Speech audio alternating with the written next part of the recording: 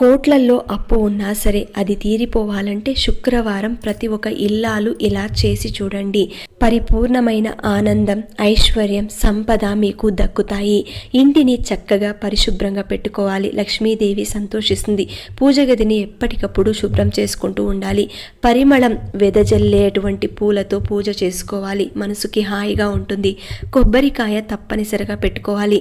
కొబ్బరికాయని శ్రీఫలం అంటారు. అంటే లక్ష్మీ ఫలం, అత్యంత స్వచ్ఛమైనది కాబట్టి దీన్ని ఇంట్లో ఉంచుకుంటే లక్ష్మీదేవిని ఆహ్వానించినట్టు అవుతుంది.